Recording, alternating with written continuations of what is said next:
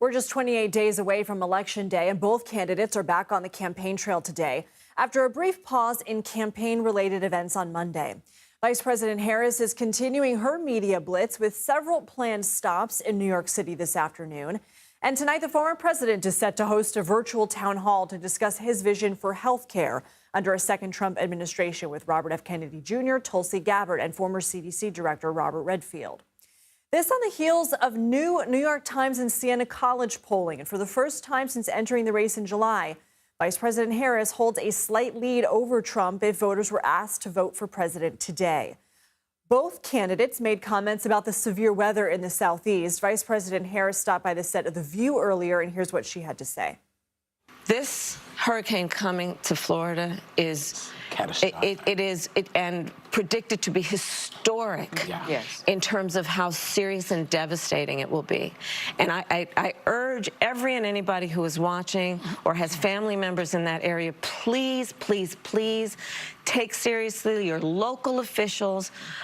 Admonition to you, if they're telling you to evacuate, get your stuff and go. Trump quickly responded to her appearance, saying on Truth Social in part, quote, "I can't imagine anybody living in North Carolina, South Carolina, Georgia, Alabama, Florida, or Tennessee voting for her." CBS News chief election and campaign correspondent Robert Costa joins us now from our Washington bureau. Good to see you. How significant is this new New York Times polling with voters essentially saying they're beginning to see Harris as a bigger change agent than former President Trump?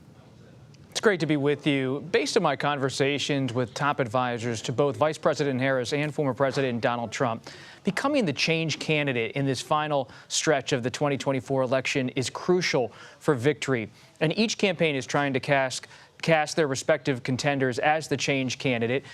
Vice President Harris does have a challenge there, her advisors acknowledged privately, that she's part of the incumbent administration. Former President Trump has his own, a former president of the United States. So they both, you could argue, are not change candidates in the entirety, but they want to come across to voters as something against the status quo. And so the polling is seen favorably by Democrats, but Trump people are still convinced he can be someone who's running against the incumbent Democratic administration, and ultimately that could sell with many swing voters. Let's talk about health care. The vice president unveiled plans to provide assistance for at-home health care through Medicare today. What does that plan entail? You're looking at a battle over health care as well in these final few weeks of the presidential campaign. Former President Trump taking a typical Republican approach, very pro-business in his articulation of health care policy. And you see this battle for the senior vote in particular with health care security. So the Biden administration, the Harris campaign aligned together in trying to make sure seniors know that Democrats are on their side. But there is a lot of anxiety out there about Medicare payments, about the price of prescription drugs.